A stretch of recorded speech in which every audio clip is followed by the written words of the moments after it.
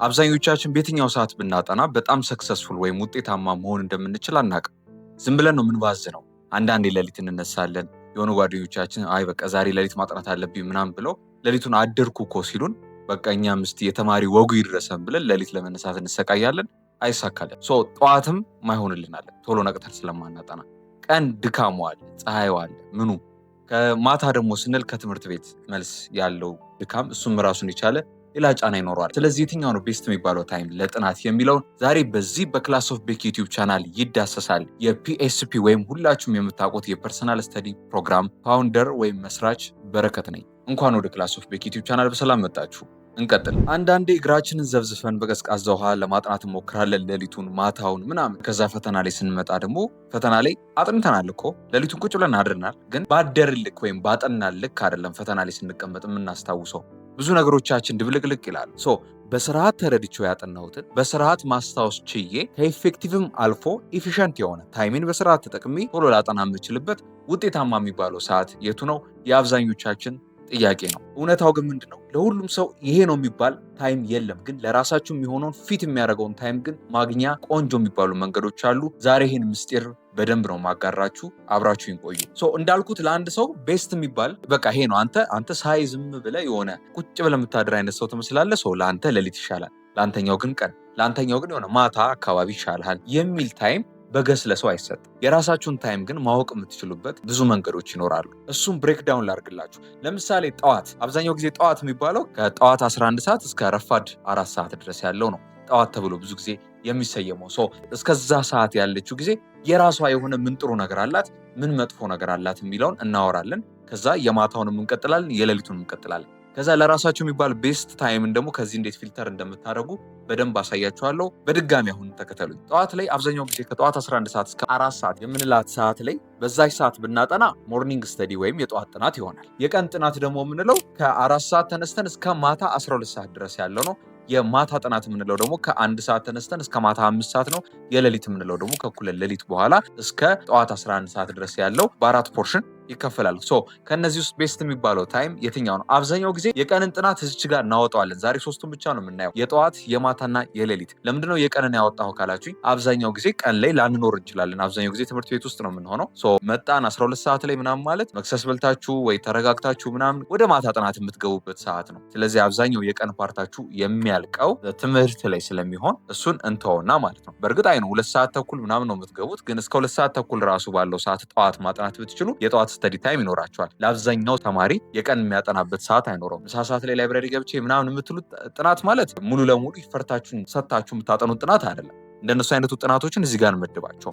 የጠዋት የማታ ወይ የሌሊት የትኛው ነው ለእናንተ ቤስት? የጠዋት ጥናት የምታጠኑ ከሆነ ጠዋት ስል አሁን ከ11 ሰዓት እስከ 4 ሰዓት የምታነቡበት ሰዓት ነው ማለት አይደለም። ጠዋት የምንለው ከ11 ሰዓት እስከ 4 ሰዓት ያለው ነው። በዛ ውስጥ የምታነቡት ጥናት ካለ እሱ የጠዋት ጥናት ይባላል ነው የኔ አባባል። በጠዋት ማጥናት አሪፍ አድቫንቴጁ ምንድነው? አእምሯችሁ ፍሬሽ ነው። ነገሮችን ገና አላወቀም። አዲስ ቀን ነው። ወደ ምንም አክቲቪቲ አልገባችሁም። የጠዋት ጥናት ሲሆን በንጹህ ልብ ባረፈ አእምሮ ከድካም በተላቀቀ ሰውነት ስለምታነቡት ቆንጆ የሚባል የመቀበልና የመረዳት ብቻ አይደለም የማስታወስን እድል ይከፍትላችኋል። ሁለተኛው ዝቅተኛ የሆነ ድምፅ ነው ያለው። ምክንያቱም አብዛኛው ሰራተኛ አብዛኛው ተማሪ ከ1 ሰዓት በኋላ ምናምን ነው ወደ ትምህርቱ ወደ ስራው ምናምን ሄደው እና ጫጫታው ብዙ አይሰማም። ለምሳሌ ከ11 እስከ 1 የሚያነብ ተማሪ ጸጥ ባለ ድምፅ የማንበብ እድሉ ከፍተኛ ነው። ይሄ በጣም ቲንኪንግ የሚፈልጉ በጣም ማሰብ መረዳት ለሚፈልጉ ትምህርቶች በተለይ የጠዋት ጥናት እጅግ በጣም አሪፍ ነው። ለምሳሌ ይሄ ቁጥር ነክ ነገሮች ወይም ደግሞ በጣም ክላሪፋይ እንዲሆኑላችሁ ፈርዘር ማንበብ የሚጠበቁባችሁ ነገሮች፣ ለምሳሌ ሂስትሪ ጠዋት የሚያነብ ሰው ሂስትሪ ኦልሬዲ ሀፕን ያደረገ ታሪክ ሂስትሪው ለመሸምደድ ምናልባት ሲኩዌንሱን ለመሸምደድ በዚህ ዓመተ ምህረት ላይ ይሄ ነገር ተፈጠረ፣ በዚህ ዓመተ ምህረት ላይ ደግሞ ይሄ ነገር ተፈጠረ የሚለውን ሲኩዌንስ ለመሸምደድ ሊጠቀምበት ይችላል እንጂ የጠዋት ስተዲውን። አብዛኛው ጊዜ ግን የጠዋት ስተዲ መጠቀም ያለባችሁ በጣም ትሪኪ ለሚሆኑባችሁ ከበድ ለሚሏችሁ ሳብጀክቶች መደብ መስራት ለሚያስፈልጋችሁ ለነ ማትስ፣ ለነ ኢኮኖሚክስ፣ ለነ ፊዚክስ ለእንደነዚህ አይነት ትምህርቶች ጠዋት ብታጠኗቸው እጅግ በጣም ያዋጣቸዋል። በጠዋት ማጥናት ደግሞ ዲስአድቫንቴጁ ወይም ደግሞ እዚህ ጋር መጥፎ ጎኑ የምንለው ነገር ደግሞ ምንድነው? ምናልባት ማታ አምሽታችሁ ከሆነ የተኛችሁትና በጠዋት ከሆነ እዚች የተነሳችሁት የፈለገ የጠዋት ጥናትን ላጥና ብትሉ ኢፌክቲቭ የሆነ ጥናት አይሆንም። ለምን? በቂ ረፍት ሰውነታችሁ ስላላረፈ። የጠዋትን ጥናት በጣም እንድታስታውሱና እንድትረዱት ያረጋችኋል የተባለው ሌሊት መተኛታችሁ ነው። ስለዚህ በበቂ ካልተኛችሁ በጠዋት የምታጠኑትን ጥናት ውጤታማ ላይ ያደርገው ይችላል። ሁለተኛ ለአንዳንድ ተማሪዎች ካልጋ ላይ ቶሎ መንቃት የማይችሉ ተማሪዎች አሉ። ለምሳሌ ነቁ አይደል 1-30 ደቂቃ ገና ይታሻሉ። ሽንት ቤት ሲሄዱ፣ ከዛ ሲታጠቡ፣ ጥርሳቸውን ሲቦርሹ፣ የሆነ ነገር ሲያደርጉ ምናምን በጣም ራሱን የቻለ ሰዓት የሚወስድባቸው ተማሪዎች አሉ። ለእንደነዚህ አይነት ተማሪዎች አሁን የጠዋት ስተዲ በጣም አስቸጋሪ ሊሆን ይችላል። ከዚህ አንጻር ዲስአድቫንቴጅ ነው፣ መጥፎ ጎኑ ነው። ሌላው የጠዋት ጥናት በጣም መጥፎ የሚሆነው ለአንዳንድ ተማሪዎች ቤታችሁ በጣም በጠዋት የሚነቃቃ ከሆነ ምን ማለት ነው? ይሄ ሌሊት የሚወጡ ከሆኑ ወላጆቻችሁ፣ እህት ወንድሞቻችሁ ምናምን በቃ ኪዮሱ አለ፣ ቀውሱ ማለት ነው። እዛች ጋር የሆነ ዕቃ ይነሳል፣ ይወድቃል፣ እንትን ይላል። ቁርስ ሲሰራ ትሰማላችሁ፣ የሆነ ነገር ሲንጫጩ ምናምን። እንደዚህ አይነት ቤት ውስጥ ያላችሁ ተማሪዎች የጠዋት ስተዲ ለእናንተ አይመን።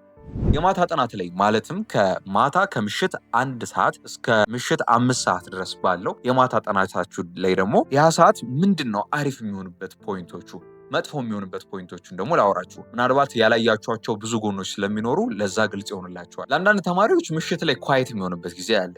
ምናልባት ወንድሞቻቸው እርሊ የሚተኙ ሲሆኑ ወላጆቻቸውን በጊዜ ወደ መኝታ ምናምን የሚገቡ ሲሆን የምሽት ጥናቱ ከ1 ሰዓት እስከ ማታ 5 ሰዓት ከ1 ሰዓት እስከ ማታ 5 ሰዓት የጥናት ሰዓት አይደለም። አሁንም በደንብ አስቡ። ከ1 ሰዓት እስከ ማታ 5 ሰዓት የምታጠኑት ነው ያልኩት። ለምሳሌ 3 ሰዓት ጀምሮ እስከ 5 የሚጨርስ ይኖራል፣ 4 ሰዓት ጀምሮ እስከ 5 የሚጨርስ ይኖራል። ብቻ በዚህ ኢንተርቫል ውስጥ የሚደረግ ጥናት ካለ ለአንዳንድ ተማሪዎች ኳየት የሚሆንበት ጊዜ አለ። ለምሳሌ እኛ ቤት የምትመጡ በዛ ሰዓት ላይ ማንም አይተኛም። ስለዚህ እኛ ጋር ለጥናት ያን ያህል አመቺ አይደለም ማለት ነው። ሌላኛው የምሽትን ጥናት በጣም አሪፍ የሚያደርገው ነገር ምንድነው? ሚሞሪያችሁ ብዙ ሳይሰረቅ ነው የምታነቡት። ምን ማለት መሰላችሁ? ይሄ ቀደም ብላችሁ በትምህርት ስላሳልፋችሁ ምናልባት የተማርኩትን እንኳን ልከልስ ብትሉ የቅርብ ጊዜ ሚሞሪ ያላችሁ፣ የሆነ የሰዓታት ሚሞሪ ያላችሁ። አስተማሪው ክላስ ውስጥ ሲያወራ ሰምታችኋል፣ እንደው አልሰማችሁም ራሱ ቢባል የሆነ በሃይላይት ጆሮአችሁ ውስጥ ዝም ብሎ ጥልቅ ያለው ነገር መስመር ለማስያዝ ረጅም ጊዜ አይፈጅባችሁም። ቆይ ነገ አጠናዋለሁ ስትሉ ነገን ሲወልድ አይደርስም። ምክንያቱም የዛ ዕለት ማታ ግን አነበባችሁት ማለት ኦልሬዲ የሆነ ቬግ የነበረ ብለርድ የሆነ ብዥ ያለ እውቀት የነበራችሁ ክላስ ውስጥ አሁን ግን በደንብ አብራርታችሁ እንድትረዱት ይረዳችኋል። የማታ ጥናት በተለይ ለሪቪዥን ብትጠቀሙት እጅግ በጣም አሪፍ ነው። ያው መጥፎ ጎኑ አብዛኞቻችሁ እንደምታውቁት ቀን ደክማችሁ ነው የምትውሉት። ሰፈራችሁ ሩቅ የሆነ ቅርብም የሆነ እንዲሁ ፀሐይ የሚመታችሁ ምናምን ተማሪዎች ትኖራላችሁ።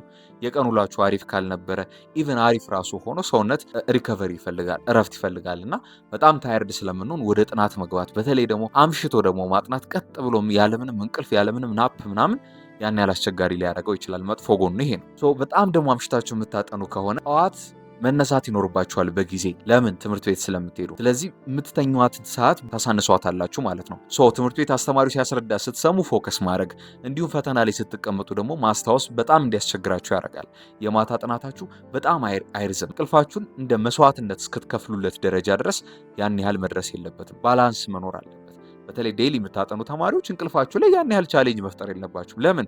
ምክንያቱም ዴሊ እያጠናችሁ ነው፣ ዴሊ እያቃለላችሁ ነው። የፈተና ሰዓት ሲደርስ ጠብቆ የሚያጠና ሰው ግን ግዴታ እንቅልፉን ሳክሪፋይ ማድረግ ይኖርበታል። ሌላኛው መጥፎ ነገር በማታ ማጥናት ዲስትራክሽን ነው። ለምሳሌ ቅድም ጠቅሻለሁ። አሁን እኛ ቤት ቲቪው አለ፣ እያንዳንዱ ሰው ስልኩ ላይ የሚጠቀመው ነገር ይኖራል ምናምን እና ሄዎስ ነው በቃ። የምኖርበት መንደር ቤቶች እርስ በርስ ተያይዘው ያለበት ቤት ስለሆነ አንደኛው ቤት የሚወራውን ጮክ ያለ ወሬ እኔ ቤት ይደርሳል። ስለዚህ እንደዚህ አይነት ኤሪያ ውስጥ የምትኖሩ ተማሪዎች በተለይ በጣም እልም ያለ ከተማ ውስጥ ያላችሁ ተማሪዎች ስትሆኑ ማታ ላይ ንባብ ትንሽ አስቸጋሪ ሊሆን ይችላል። የማታ ጥናት ላይ እንደ ቲፕ የምጨምርላችሁ ነገር እያጠናችሁ ሳለ በጣም ይደክማችሁ እያዛጋችሁ የምታጠኑት ጥናት በእውነት ጥናት አይደል። ኢፌክቲቭ ካልሆንክ ማንበብ ማትችል ከሆነ ተኛ፣ በቃ አርፈ ተኛ እኮ ማለት ተኛና ዝም ብለህ ተነሳ ማለት አይደል። ቢያንስ ትንሽዬ ረፍት ስጠውና ከዛ በኋላ ወይ ሰው ይቀስቅስም ወይ በአላርም ተነሳና ካቋረጥክበት ብትቀጥለው ይሻላል እንጂ ይሄ በቃ ድንግዝግዝ ባለባችሁ ሰዓት ከንባብ ጋር መታገል ራሱን የቻለ ብዙ የሚያሳጣችሁ ነገር አለ። ያነበባችሁት ያወቃችሁት የመሰላችሁን ነገር ክላስ ውስጥ ያነበቡ ሌሎች ተማሪዎች ሲያስረዱ እንዴ ይሄን ነገር እኮ ማታ እኮ እያየሁት ነበር፣ ምንም አልገባኝም ማለት ነው፣ በቃ ዝም ብዬ ነው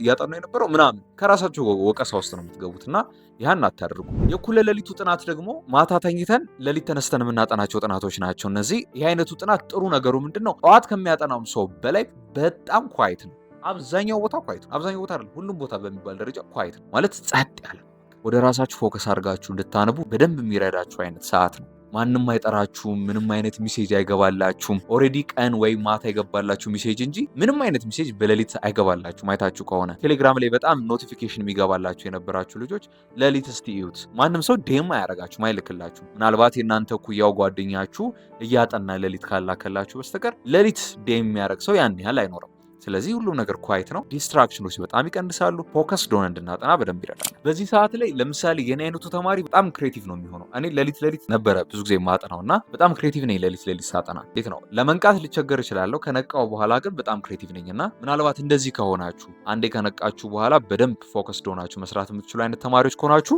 የእኩለ ሌሊቱ ጥናት ለእናንተ በጣም ቤስት የሚባለው ነው ማለት ነው። በጣም መጥፎ ነገሩ ደግሞ ምንድነው? አንደኛ ራሳችሁን ማመን ሊከብዳችሁ ይችላል። መነሳት የሚያቀታችሁ ወይም አላርሙን አንዳንዴ ሰምታችሁት የምትዘጉት ወይም ደግሞ መች ሰምታችሁ እንደዘጋችሁት ሳታውቁ ራሱ ጠዋት የምትነቁ አይነት ተማሪዎች ካላችሁ እኔም አንዳንዴ ሀፕን ያደረግብኝ ስለነበር እንደነዚህ አይነት ተማሪዎች ሪስክ መውሰድ ትንሽ ያስፈራል። መጥፎ ጎኑ እሱ ነው። ሌላኛው ምንድነው? በተለምዷችን ይሄ የምሽት ሰዎች ከነበረ ከማታ 4 ሰዓት ወይም 5 ሰዓት በላይ የቆየን የምንተኛ ሰዎች ከሆነን ሌሊት መነሳት በራሱ ደግሞ ትንሽ አስቸጋሪ ሊሆን ይችላል። ስለዚህ አርፍዳችሁ የምትተኙ ሰዎች ለእናንተ ሌሊት መነሳት ስቃይ ሊሆን ስለሚችል የሌሊትን ጥናት መለማመድ የምትፈልጉ ሰዎች በጊዜ መተኛትን አትርሱ። መጥፎ ነገሩ ደግሞ ምንድነው?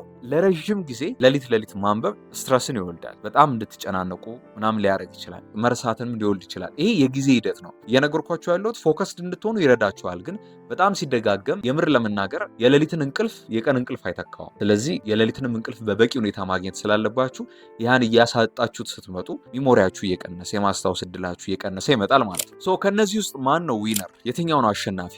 የጠዋቱ ይሻለኛል ወይስ የማታው ወይስ የሌሊቱ የሚል ተማሪ ካለ፣ በእርግጥ ቀን ማጥናት የሚችልና በፈረቃ የሚማር ተማሪ ካለ ቀንንም ቢተካው ጥሩ ነው። ለአብዛኞቻችን ግን ቀን ላይ ማጥናት ያን ያህል አመቺ አይደለም።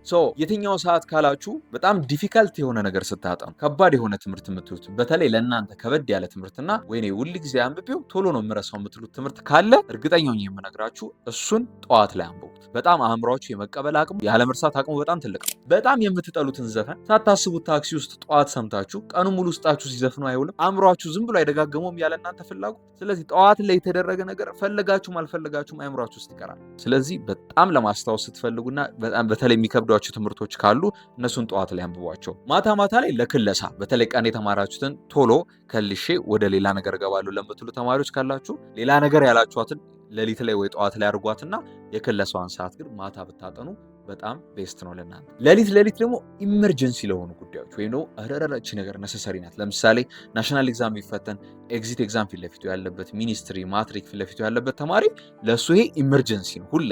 ስለዚህ የሌሊቱ ጥናት ለሱ ይመከራል። ጠዋት ለማስታወስ ያጥና፣ ኦፍ ኮርስ ያጥና። ግን የሌሊቷ ሰዓት ደግሞ ሰፊ ፖርሽን ሊሸፍንለት ስለሚችል እና ፎከስ ዶኖም ስለሚያጠና ያ ሰዓት በጣም ቤስት ይሆንለታል ማለት ነው። እናንተ ቀያይራችሁ ሶስቱንም ሰዓቶች ልትጠቀሙ ትችላላችሁ እንደ ቀን ጥናታችሁ። ለምሳሌ ዛሬ ማነበው ባዮሎጂ ነው ብለህ ባዮሎጂ ለአንተ ቀላል ትምህርት ከሆነ ዝም ብለህ የማታ ሰዓት የክለሰው ሰዓት ላይ ራሱ አንብበው ብተኛ በቂ ነው። ጠዋት በጊዜ ተነስቶ ወይም ደግሞ መሀል ላይ ሌሊት ተነስቶ ማጥናት ያን ያህል አስፈላጊ ላይሆን ይችላል። ስለዚህ እንደየ ሳብጀክቶቹ ኔቸር ሰዓታችሁን ማኔጅ ማድረግ። ምክንያቱም ባዮሎጂ በጣም የሚከብደው ሰው አለ፣ ፊዚክስ በጣም የሚቀለው ሰው አለ። ፊዚክስ በጣም ቀሎት ነው ባዮሎጂ የሚከብደው ሰው አለ። ኢኮኖሚክስ በጣም ቀሎት ሂስትሪ የሚከብደው ሰው አለ። ሂስትሪ በጣም ቀሎት ኢኮኖሚክስ የሚከብደው ሰው አለ። ስለዚህ እንደየሰዎቹ ኔቸር ስለሚለያይ በእውነት ከዚህ ቀደም ወይም ከዚህም በኋላ እንደነዚህ አይነት ቪዲዮዎች ለእናንተ የሚሆነው ሰዓት የጠዋት ነው የማታ ነው የሚላችሁ ሰው ካለ በእውነት አትስሙት። የሰው ባህሪ ይለያል።